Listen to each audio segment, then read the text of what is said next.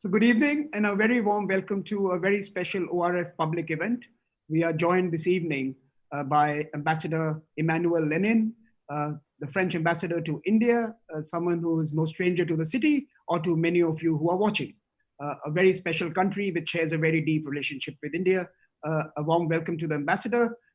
And before I begin my conversation, I want to quickly, for those who may not have been tracking his career, give you a brief bio of his credentials. He is someone who's started his service, his diplomatic career in 1997, serving in the Foreign Ministry's United Nations Department, where he took part in the peace negotiations on Kosovo. He has later served in China and the US, so he's no stranger to the big powers, and has also been a diplomatic advisor to Prime Minister Philippe, and he has therefore also seen the inner workings of government. In addition to his diplomatic activities, Ambassador Lenain has lectured on international relations at Sciences Po in Paris and has served as an expert on the Carnegie Commission on Preventing Deadly Conflict. Mr. Ambassador, a very warm welcome to ORF's public event.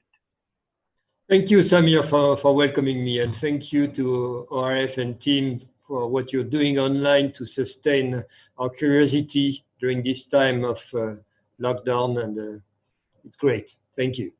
So, Ambassador, we are of course going to be discussing a number of issues. The world is changing, the world order is being reconfigured. But first things first, what is the news from Paris in terms of the pandemic? What is the situation there? Are we seeing light at the end of the tunnel? Are we beginning to see resumption of activities? Something on what's happening there at this moment in terms of the pandemic, Ambassador. Well, thank you for asking, Samir. Situation hopefully is getting better. I keep my finger crossed, but it seems that we're winning I would say, the sanitary crisis or war. Our president said it was war. We lifted the lockdown, and the number of people being admitted to hospital is slowly decreasing. Mm-hmm. Obviously, we are making contingency planning for a second wave. We hope it's not going to happen. It's not obviously going to happen, but on that side, it's fine, getting better.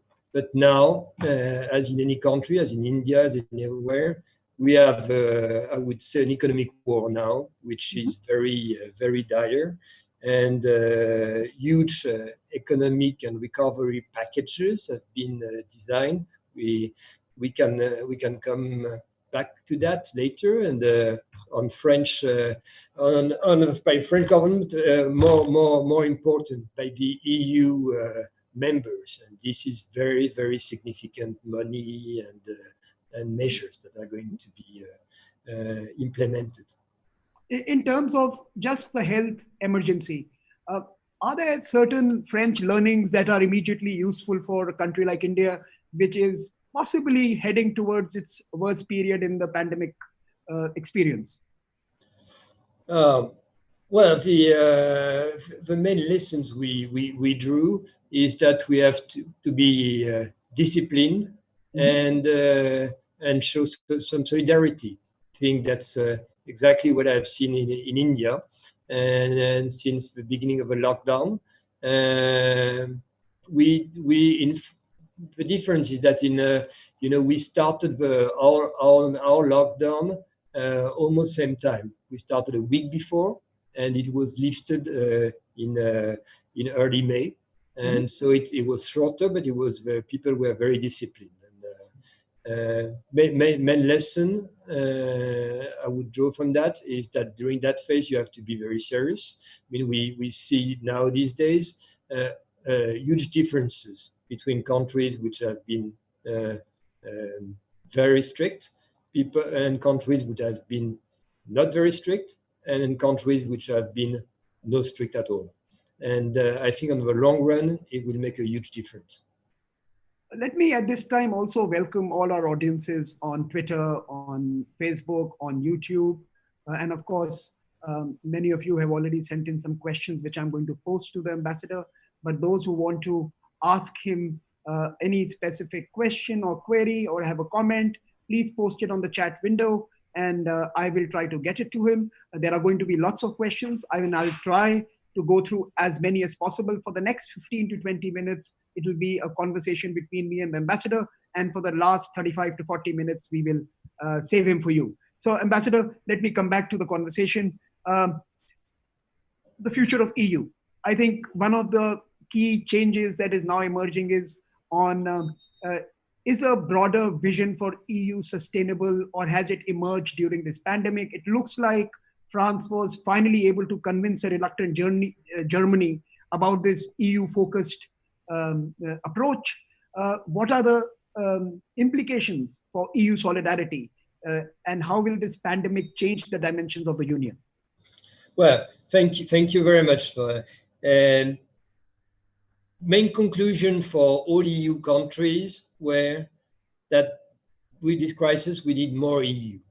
I mean, the reading we make from the crisis is that no real challenge, new challenge or new problem emerged from this crisis. Only the old challenges, but much more dire. Mm-hmm. And that if we don't do anything, the new world, the post-COVID world, will not look different. It will just look worse. And I mean, the problem, let's face it, have been before us for long. I mean, erosion of biodiversity, global inequalities in wealth, globalized terrorism, cyber threats, to name only a few. And it's been very, very worrying for most of us within the EU to see what was the reaction by the international community. I mean, everybody would have expected all these challenges called for more collective action. And what did we witness? Just the opposite. The coronavirus has revealed the divisions that have been undermining the international system. We had a strong assertion of power mentalities. Even at the height of the pandemic, we've seen rivalries for influence, and this is not exactly what we expected.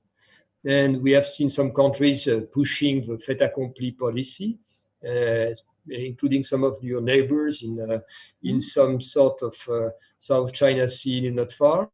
Mm-hmm. What we've seen also, and it's very paradoxical, multilateralism, which was really needed, has been under pressure during that period. And it's contrary to all logic, and some of its opponents have been more vocal.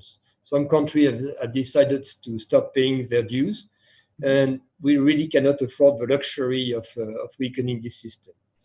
So that's a common vision for EU countries. Mm-hmm. Then what did we do within the EU to tackle these challenges? I mean, it was one of the awakening moments of the EU.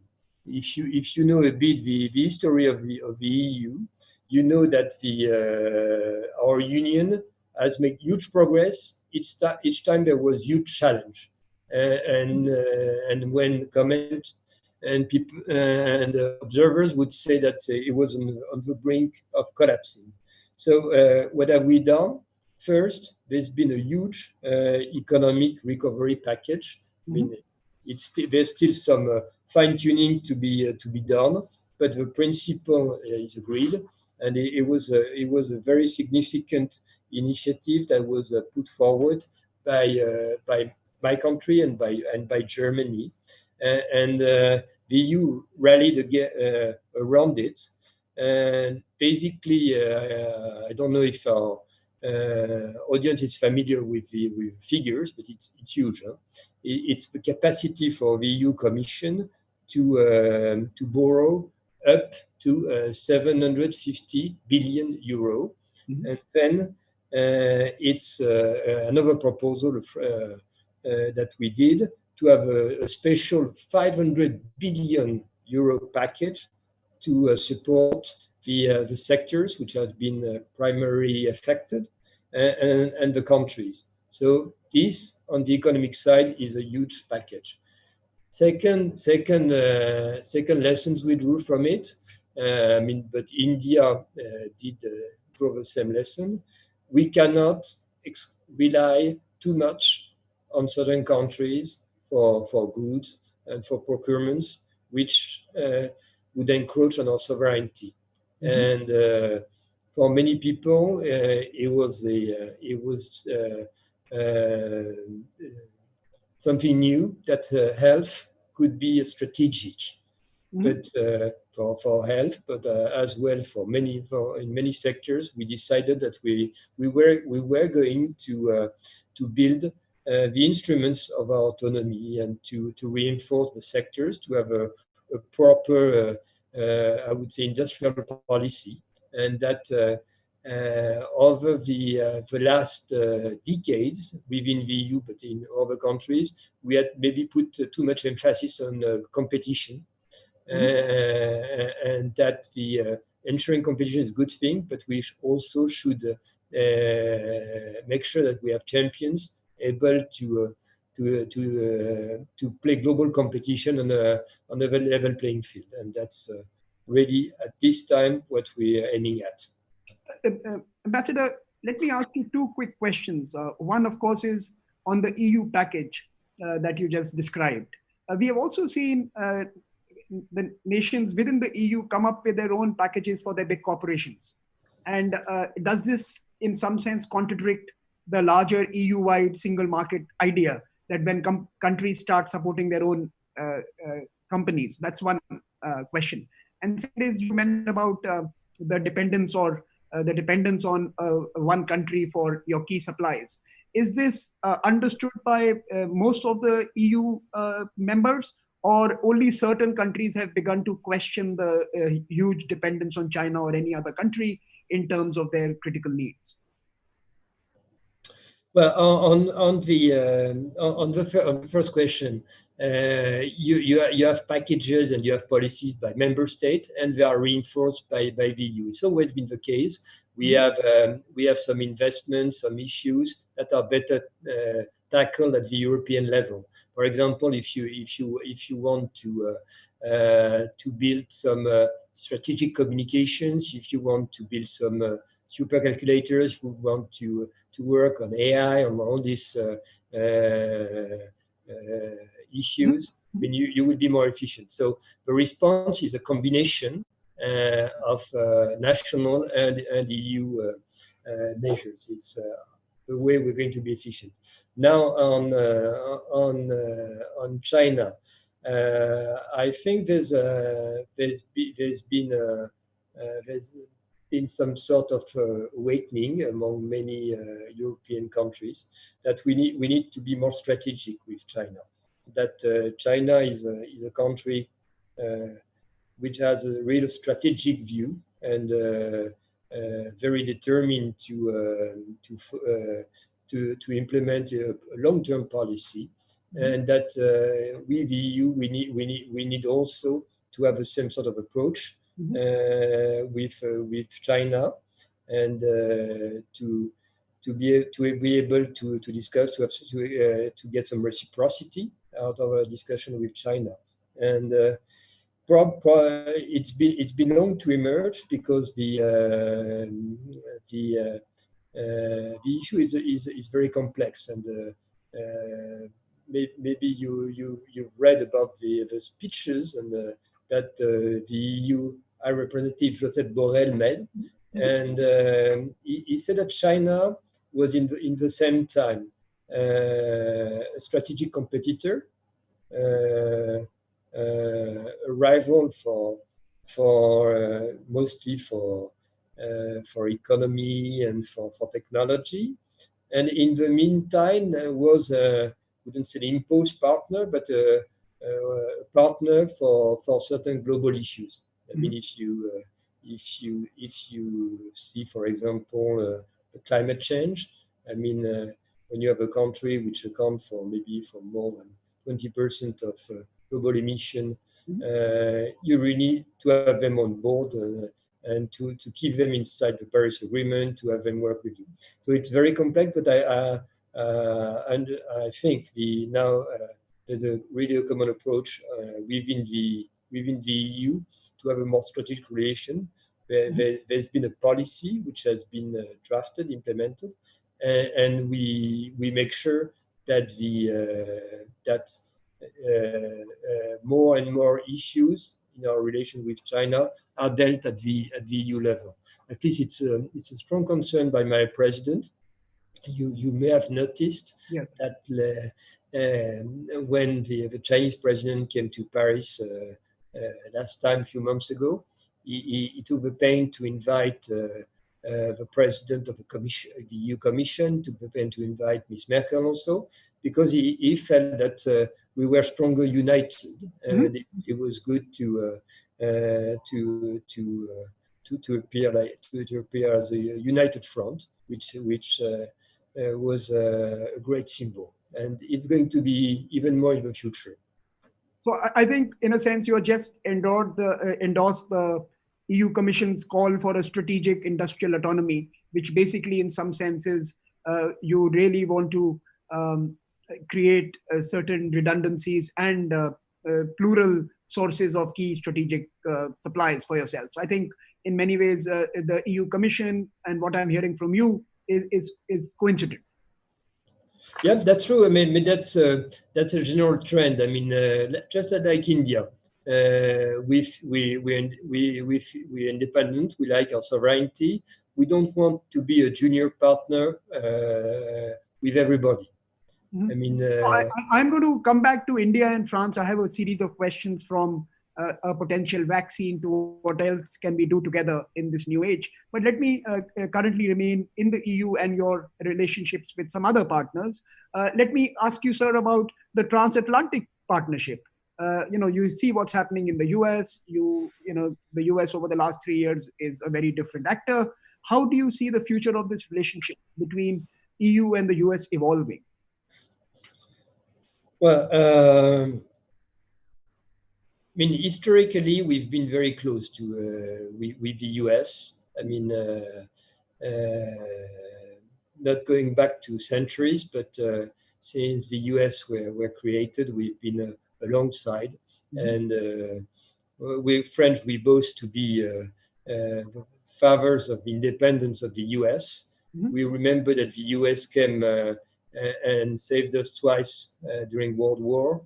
And we've been cooperating extremely intensely, and we're still doing, for all the security strategic issues in the fight against terrorism. We are side by side in the Sahel region in Africa.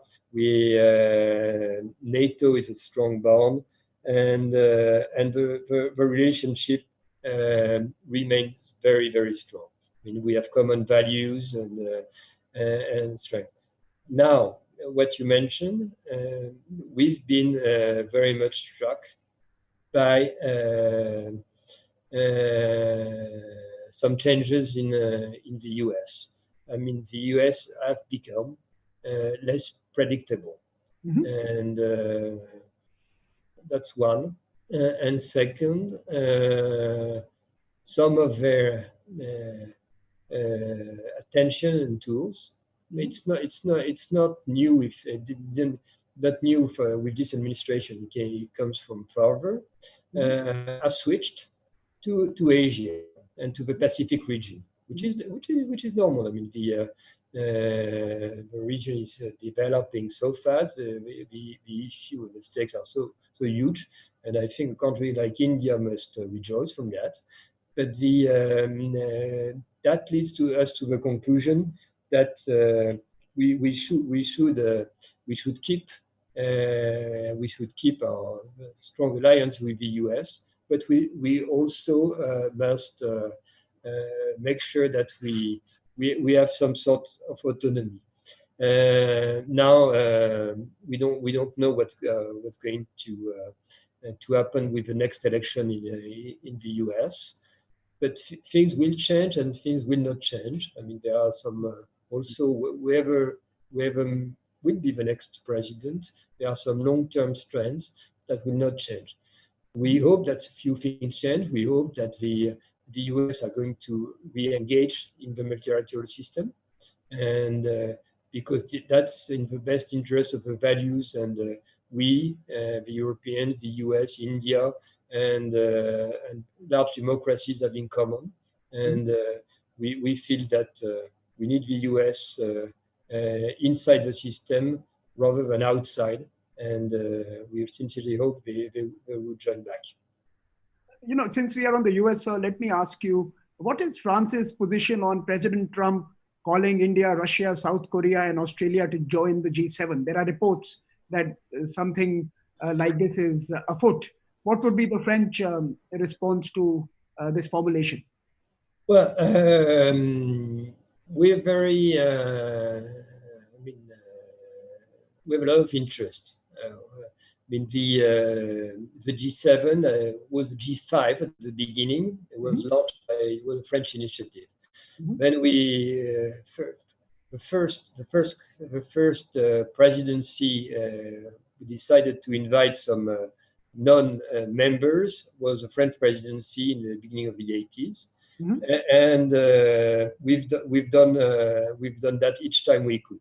In Biarritz, we were blessed to have Prime Minister Modi as a guest of honor, and we feel that the body, it's central. By the way, it's Central Security Council, and that's the reason why we strongly support Indian candidacy for a permanent seat. We feel that an international body needs to be representative, otherwise it's irrelevant. So we're very, very, very supportive of adapting the formats. Now, there are two different things.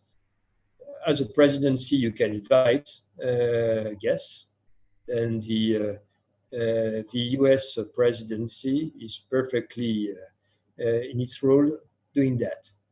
If you want to formally enlarge the group, then you need a discussion among the groups, and I'm sure that if whoever wants to move this idea forward will take the pain to discuss it with other members. Great. So since you also mentioned Asia and the Pacific, let's quickly ask you about the Indo-Pacific. I personally at ORF have been part of a track 1.5 between the Indian and French institutions and governments. Also a track 1.5 between India, Australia, and France on the Indo-Pacific and the maritime Asia.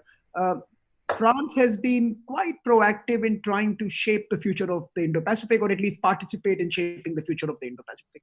The European Union is another matter.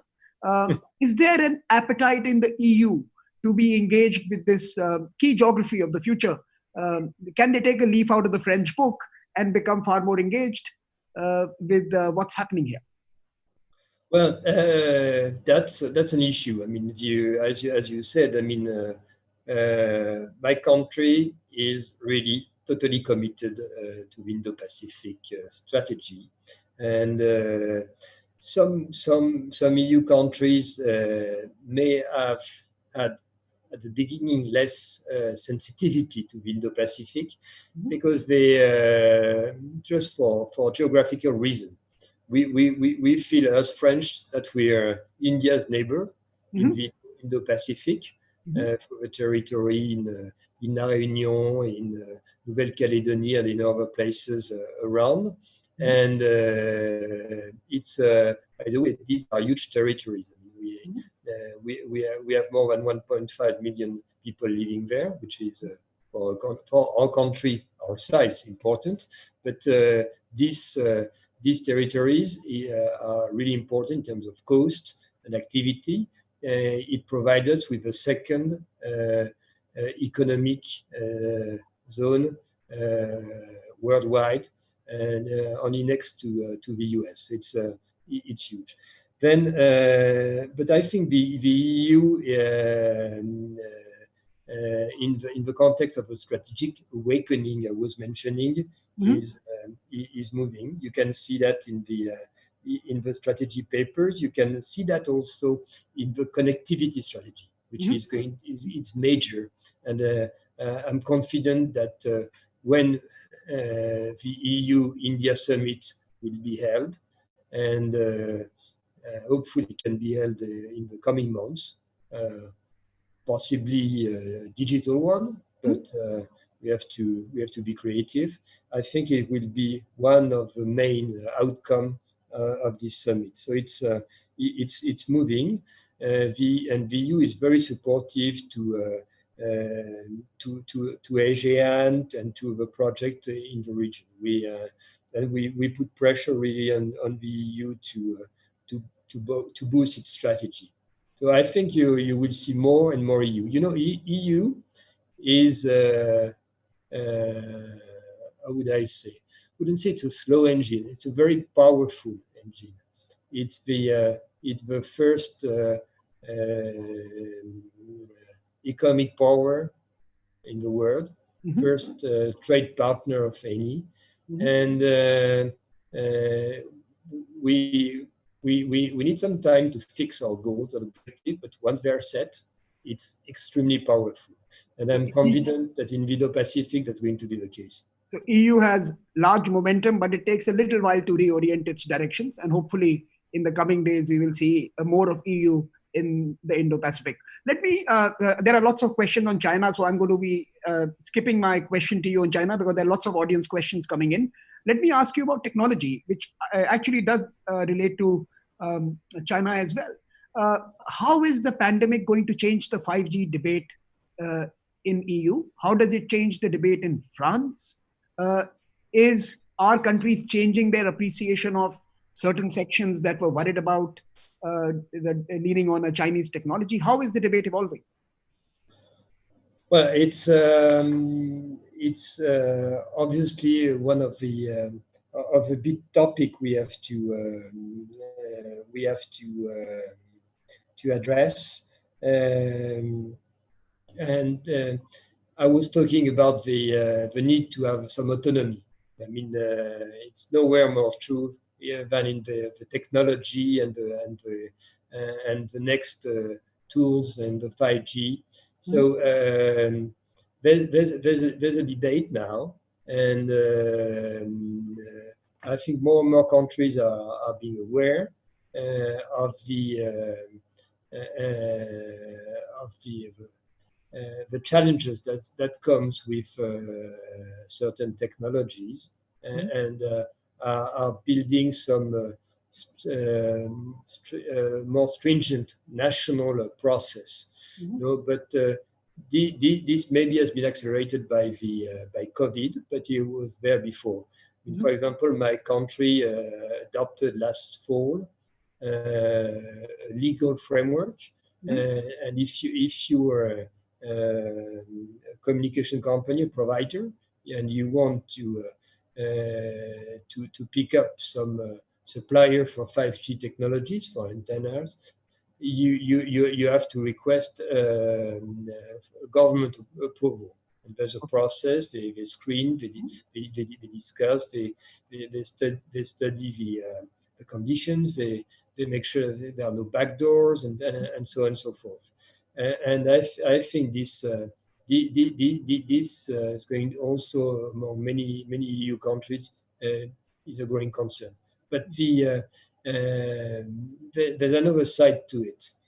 We felt also that our industrial base should be also reinforced.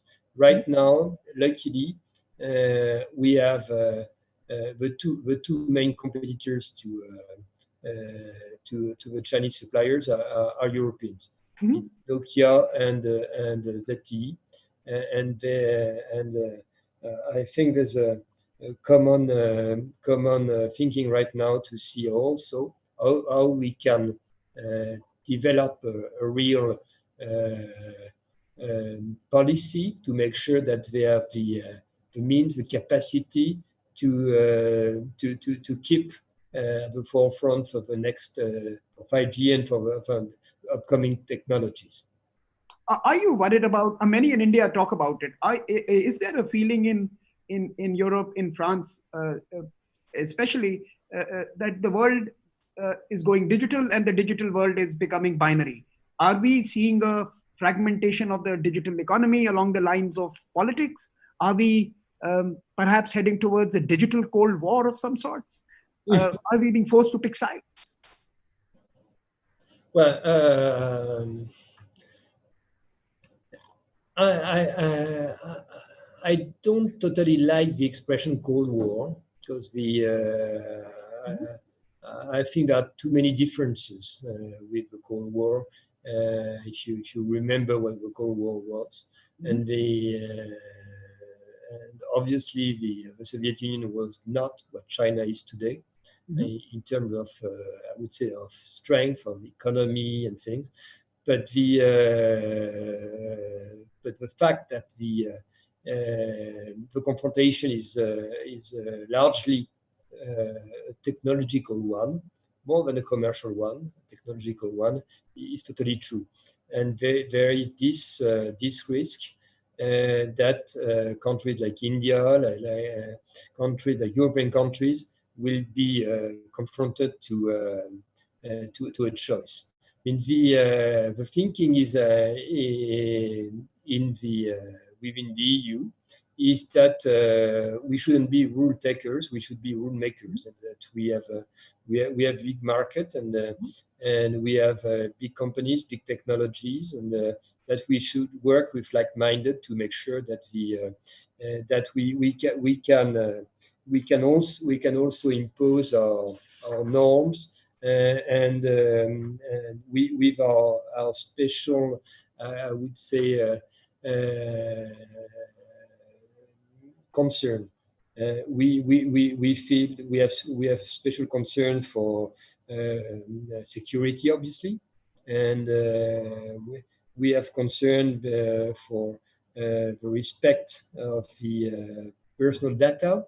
We don't want that these new technologies be a tool can be used by terrorists.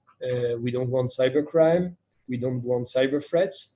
And that's why we've been promoting the Paris Code, the Budapest Convention, the Christchurch Code. All these initiatives, we feel that we need to unite with like-minded countries, and we would love to have India rally the Budapest Code very soon. I understand it's moving in the right direction, but we must not be just rule taker. We must be rule maker, and that's what we're working on.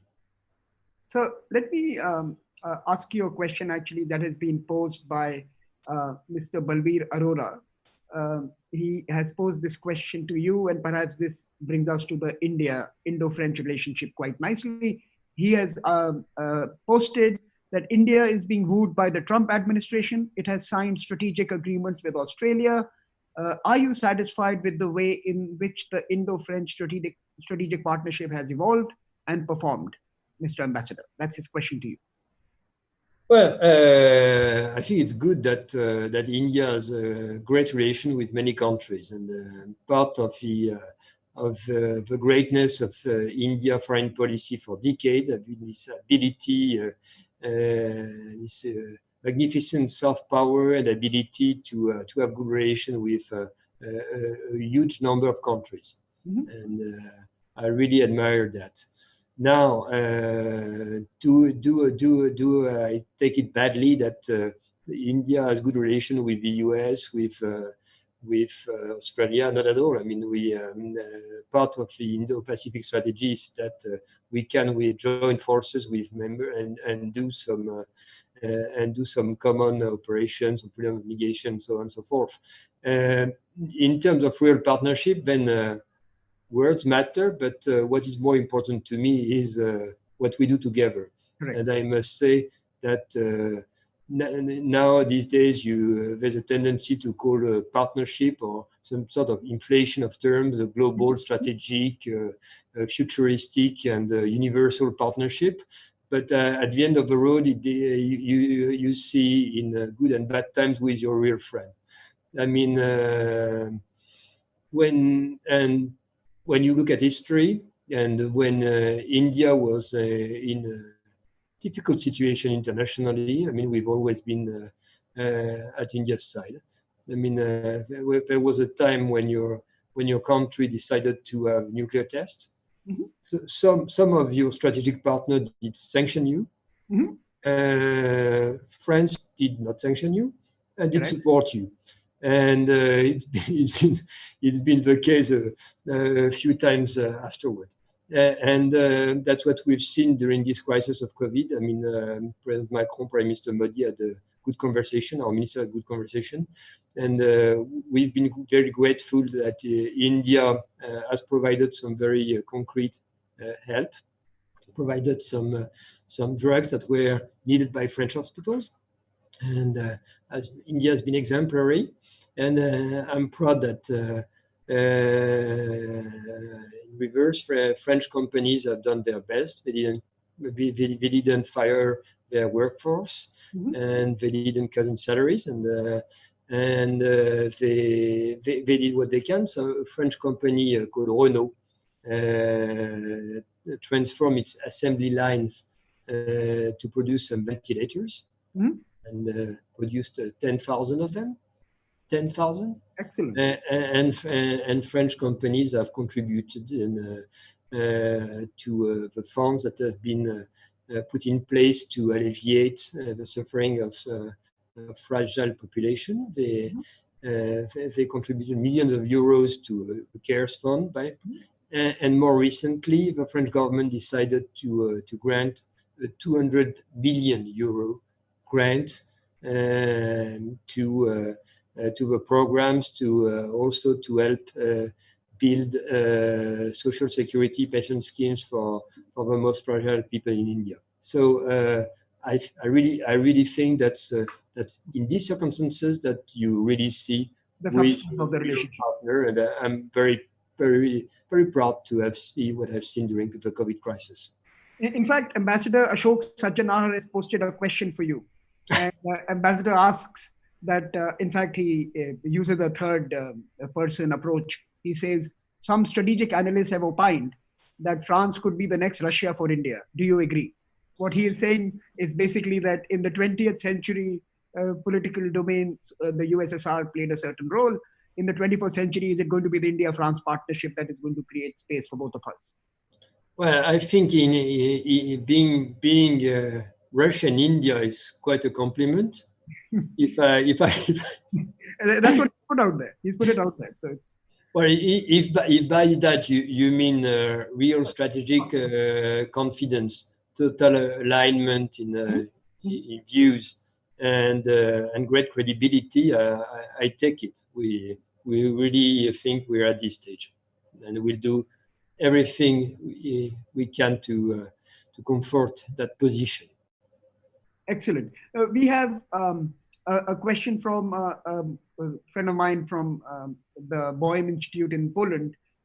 He's a Polish fellow of our Young Leaders Program, Krzysztof Zielinski. He asks you, the EU countries seem to invest much in preservation of existing businesses. China seems to invest more in the order to bring its economy in the digital era. Shouldn't EU be investing more in 5G than in saving restaurants that have closed down? No, of course we should be all of our countries should be investing more on digital. I mean, this crisis has obviously accelerated the digitalization of the economy. I mean, some people have taken up the habit to work from home. More people are shopping online, are paying online, and the crisis is always a trained accelerator, and this one for digitalization has been clearly. Now, are we lagging behind? I wouldn't think so. I mentioned 5G. I mean, two of the largest companies are Europeans. What we have not, and to be perfectly candid, what we have, and we have great companies providing services like Atos, like Capgemini, like others, which, by the way, are very well cooperating with India and doing business in India.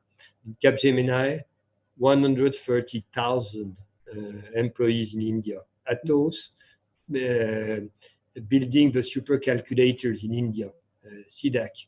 And it's more than 20 years cooperation. After certain countries declined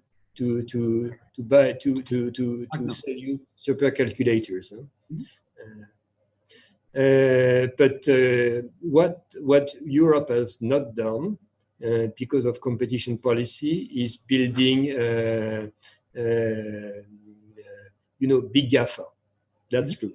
I mean, that's some sort of outcome of the competition policy we've been having for 20 years. Is that we didn't allow these sort of companies to grow enough.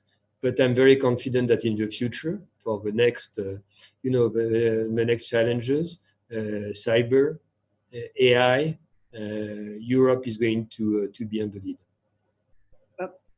There's a question from Mr. Gopio, from Mr. Mehan Punnaswamy, who works in Gopio, which is a global organization of people of Indian origin. He lives in Paris. His question is that President Emmanuel Macron, during his last visit, asked the students from India to choose France first for their higher studies. France issued 4,000 student visa last year to the Indian students coming to France. Relationship is very strong between the two countries. What is your advice to Indian students in this period of uncertainty? And how will you encourage them to keep coming back in large numbers to Paris, keep up the momentum of getting Indian students to come and study in Paris? And he's also asked one more question. Is there any possibility for organizing 100 to 200 internships with companies in France for the Indian student, so that they can benefit from best practices before they come back to India? Great. I mean, these are great questions. Indian students to France, very welcome, very welcome. We think there's no better link between two countries than people-to-people exchange, and that we're investing in the future. So we've been doing everything we could to have more and more Indian students coming to France, and the figures pre-COVID were great. I mean, it's been doubling every 2 years, and we were at 10,000 Indian students to France last year. And again, I mean, I think that's great benefit for the Indian students. The level, academic level, is great. I mean, we have outstanding scientists or business schools or whatever. I mean, we have more in our history, more than 50 Nobel Prizes, as many Fields medals as the US, for example, with a slightly limited population. So there's a great academic level. There's a cost which is pretty affordable, because 2/3 of the education is subsidized by French taxpayers, and we have a huge system of scholarship. So if you're bright from India and you want to come to France, money shouldn't be a problem. Just come if you're bright, and you will benefit from him. We will help you. Next year is going to be challenging in all countries, but we're making everything possible so that it will be a normal year, not a blank year, which means you can now make your inscription to go to a French university or to go to a school. You will come to France as soon as possible, and I don't think it will take that long before we can reopen the border and thing. And proper preparation will be made so that the sanitary everything is under control. And in the meantime, you will start to work online and to follow your classes online. What you said about internship is very important. I mean, part of the beauty of having an experience abroad is to also have a professional experience right after. Yes, of course. I mean, if you come and if you're a student, you come and study in France, you are eligible to have an experience afterward. And I said very clearly, because not everybody knows it. you can work for up to 2 years in France after you completed your study. It's 1+1, but in 99% of the cases, when you've completed the first year, you get your second year. So do it, and it's great experience. Ambassador, we have a question from Mr. Vijay Jolly, a senior Indian BJP leader. He has asked you to describe the level and state of the Indo-French strategic partnership. How is it progressing in current times? How is it progressing in current times, in these days? How do you think we are progressing in our strategic partnership? It's deepening, enlarging constantly. I mean, we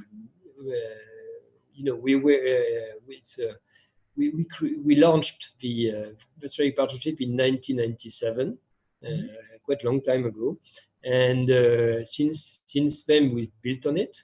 I mean, but also expanding, and the purpose of expanding is to be able jointly to tackle the new challenges, which means now we work also on the issue we mentioned about 5G, about cyber, about space, and also more globally, we work more in the Indo-Pacific, and these are totally new dimensions for the partnership. You know, when we launched the partnership at the beginning, we would discuss, I would say, either more diplomatic issue and how to support Indians' candidacy to the NSG, Indian candidacy to the Security Council. We would discuss more things about military, about defense procurements, and now there's a whole range of issues we work together with, and it's becoming much more operational. When we discuss Indo-Pacific, for example, we share data, we share analysis, we share information, and we decided also on very concrete action. We can do some joint patrolling. We can the French forces in La Réunion Island can greet. Let me interrupt you here, because there's a question directly related to what. Don't interrupt me. Okay. I'm done. Okay. So, no, there's a direct question to what you were about to say. I'm going to ask you this question. It's from David Scott, NATO Defense College Foundation. Okay. He's Ambassador, like President Macron and Prime Minister Modi, you have advocated stronger Indo-France cooperation in the Indo-Pacific. Increased cooperation in the Indian Ocean is evident. But what areas of cooperation between France and India are emerging with regards to the South China Sea and Western Pacific? Well, in the South China Sea, our goal is to maintain the values and the freedoms we are attached to, and these values are all the values that were enclosed in the UN Charter, and the liberal values on which our world are based. I mean, there is freedom of navigation. The fact also that any changes must be done by law, that you shouldn't have a politique of a fait accompli. And how do we make sure that these values are upheld? And we do some patrolling. I mean, we have every year we have French vessels patrolling in the area to exert our rights, freedom of navigation, and that is very important. I mean, would be happy to have India join. Boat alongside you as you move through the South China Sea. We already take some EU members on board during this mission. I mean, maybe at one point we could have some Indian friends. I don't know. And also what else do we do? I mean, we in our discussion with with our partners, we coordinate how to respond to certain policies or trends which would be worrying. Mm-hmm. And we support the countries in the region, ASEAN and the countries which are neighbors in the South China Sea in their stand on the issue.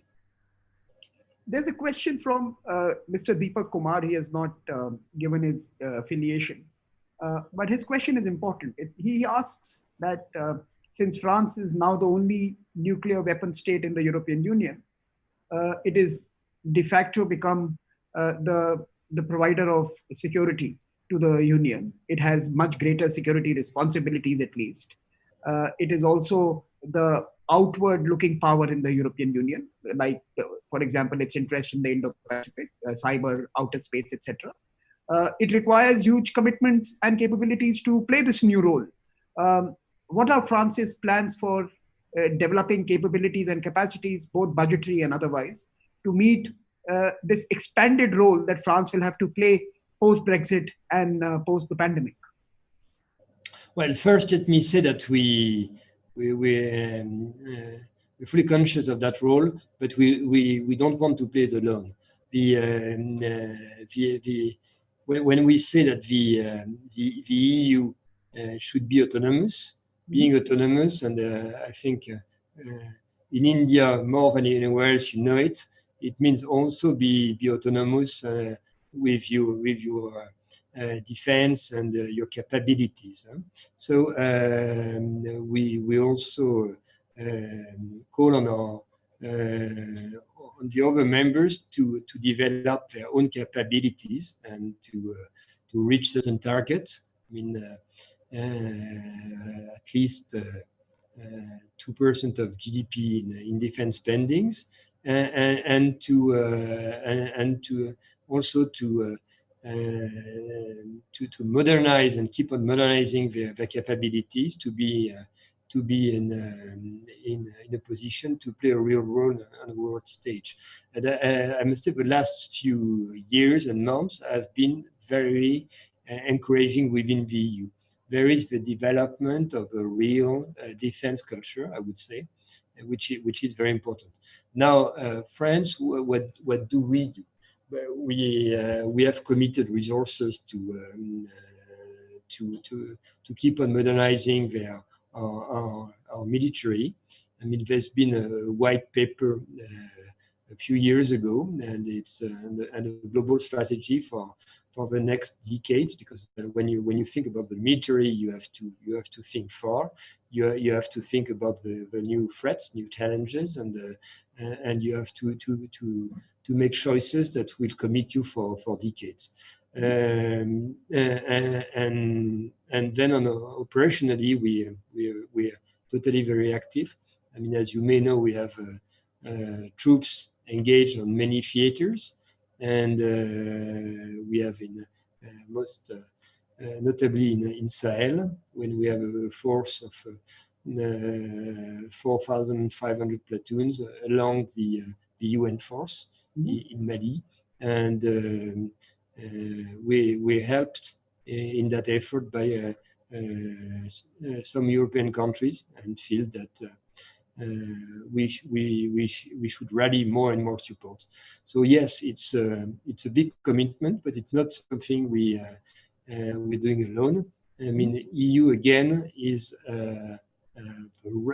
it's the right